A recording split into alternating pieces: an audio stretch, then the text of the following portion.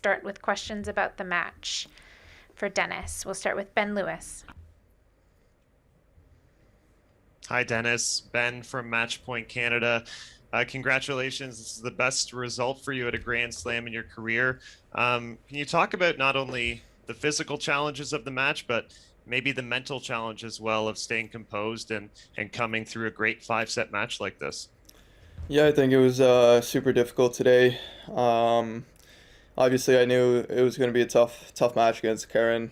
We played once before, and it was really, really physical and difficult. So I knew he's playing well going into it, and honestly, I felt that he was outplaying me for most of the match. Obviously, I had some chances, but he was playing really, really well in those, and kind of everything was going his way. So in the fourth set, I tried to actually just step in a little bit and play a little bit more aggressively. I felt that he fell a little bit physically, got a little bit tired there in the fourth set, and I also stepped up, and then I felt really good going into the fifth set, but super, super happy to win because obviously when you have a lot of moments like that and you don't capitalize, the match can turn really quickly on you. So I was happy that even after the love 40, I was able to capitalize and break him in the end. And then I just told myself in the fifth set that I got to play every single point as hard as I can and fight for every single point. Doesn't matter what the point is, what the score is. So just super happy. I think it was a really tough battle out there. So it took a lot out of me, but super, super proud of myself. We'll go to Martin now. Hi, Dennis. Congratulations today. It's Martin Herman from Reuters. I just wondered if last year at the US Open quarterfinals, same stage, what did you take from that match and what did you learn from that match that helped you get through today? Yeah, well, I think going into the fifth set today was exactly what I took. I was in a similar position against Karina Busta in a US Open, and I won the fourth set, I think at 6 love or 6-1 really easily. And it kind of allowed myself to just like relax a little bit and think that everything's under control, that I have momentum, and then things kind of turned quickly.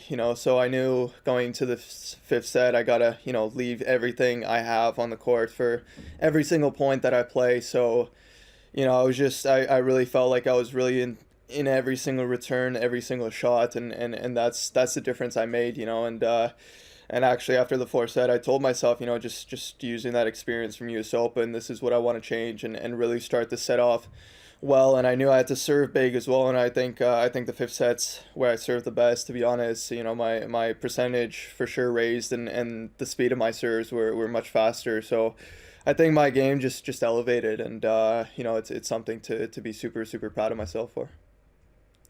Thank you. We'll go to Paul. Hey, Dennis, Paul Waldy from the Globe and Mail. Have to ask you about your next match facing Novak Djokovic in the semifinal. I know you said anything is possible, but really, how do you prepare for someone like that? I think the same way. We've played, a couple times. Obviously, he's gotten the better of me, but the last couple times that we've played, it's been really, really tight, and I'm feeling really good. I'm feeling great physically and tennis wise, and obviously he's been playing really well. So it's definitely a tough battle ahead of me. But like I said, when you walk out on that match, the score is 0-0, and it's a tennis match. Anything can happen, So I'm gonna fight for every point and believe in myself. I do believe that I have the game to beat him and the game to win that match. Ben. Dennis, congratulations. I'm just curious, down the stretch, I think Karen was remarking it, just your ability to keep going for shots and keep taking maybe some risks that paid off for you there. I'm just wondering where that comes from for you, for the ability to still go for it and swing relatively free even on the big points. That's something you have to fight, to rein in, or how you sort of hit that right balance that went your way today? Yeah, it's something I've been working on, because maybe sometimes I'm a little bit too wild and I don't, make the opponents earn it on the big points. So, I've been a little bit more conservative actually this tournament, but it wasn't working out today, to be honest, against Karen. Like I said, I had chances, but every time I was making him play, the guy was coming up with big shots. So I knew in the fourth and fifth I have to dictate myself and be aggressive. Otherwise, he was going to win the match. So it comes pretty naturally to me. I think I've always been, an aggressive player. I've always wanted to go for shots. So it's actually the other way around that I've had to learn to kind of, take a step back and put more pressure on the opponents, and make them earn the points. But sometimes it does help, having that naturally come to me, especially in a match like today, when the opponent is playing so well and he's not giving anything to you, you kind of have to go and take it yourself. So for sure, it was great for me today in the fourth and the fifth. Much of that coming naturally to you is just down to your personality. You think that you're willing to sort of go big on stuff. Yeah, it's just my personality. I think from juniors, from a young age, I never was a player that would sit back and wait for my opponent's mistakes. I always wanted to be the one dictating. I was always coming to the net from like 10, 12 years old, and getting lobbed back then, losing points. But, first of all, my mom always told me that later on, you're going to grow and this is going to be an advantage too, so it's something that it's yours and you have to keep and maintain it, for the future. And I think that was, massive from her, because I feel like a lot of players when they're young, they kind of lose that, because even if they have it, they're scared, at that age to get lobbed or lose points, So for me, it was great that, she had that vision for my game years ahead. And it's something that, like I said, it's something I've always had. So something I can always, take out from my game. Willie? Hi, Dennis. Willie from ESPN. How would you describe what both the challenge and the opportunity of this next match mean to you? Yeah, it's definitely a big challenge for sure. Obviously he's been playing super, super well this season and the last couple of years, and he loves the surface, so definitely a super difficult match ahead of me. But like I said, I believe in my game. I think I've been playing really, really good tennis. To beat these players with the way I've been playing, it's not easy to do. So I have full belief in myself and in my game that I'm able to win on Friday. Thank you. Stephanie? Hi, Stephanie Miles from Open Court. Congratulations, Dennis. Thank you. Thanks.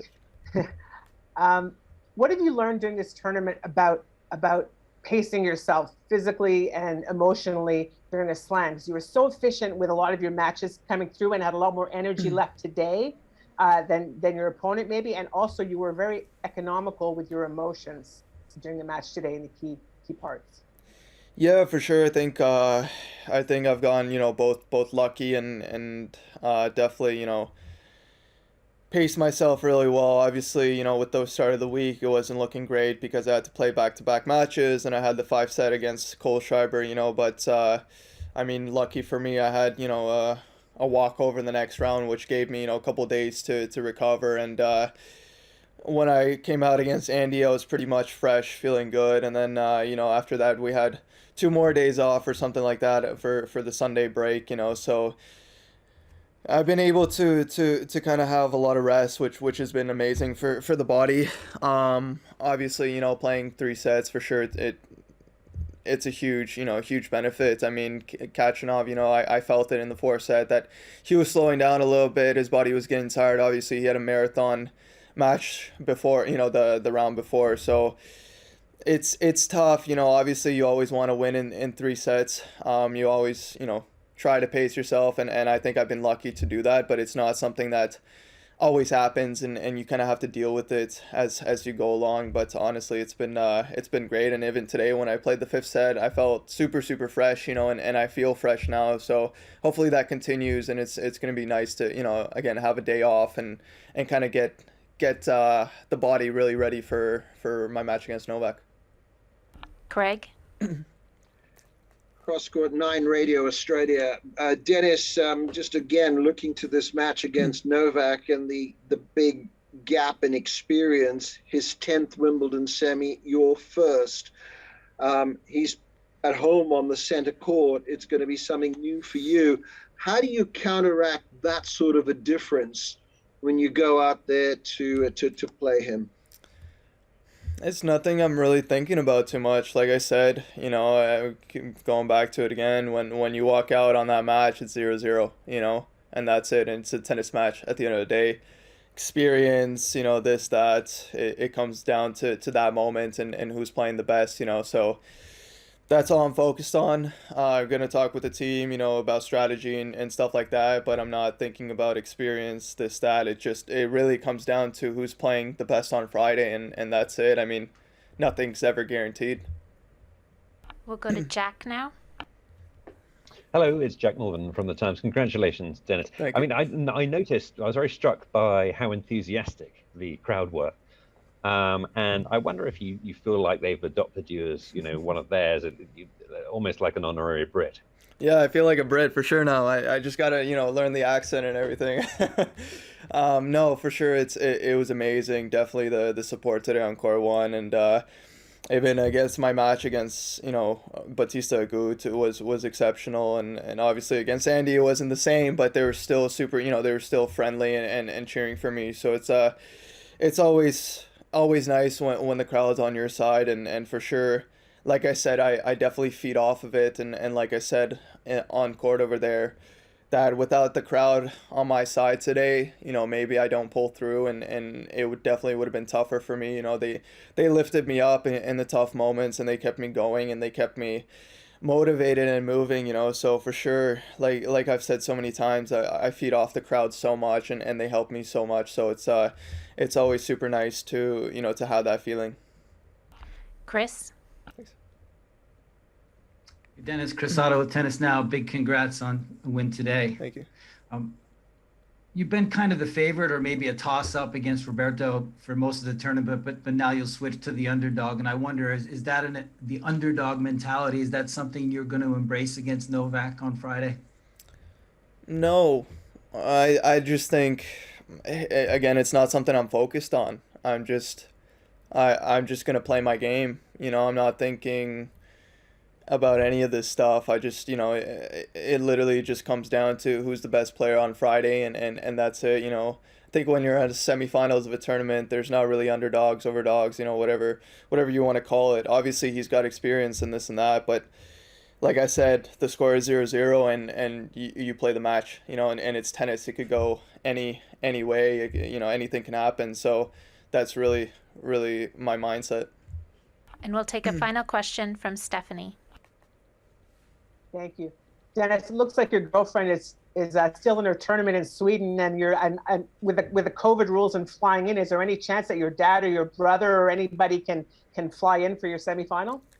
No, I don't think so. I kind of like to keep, the people that have started the tournament with me around, I don't like to change. So yeah, I don't think anyone's going to be flying down, but yeah, it's probably more on me. I just kind of like to have the same kind of environment throughout the weeks. Where's your mom been hiding?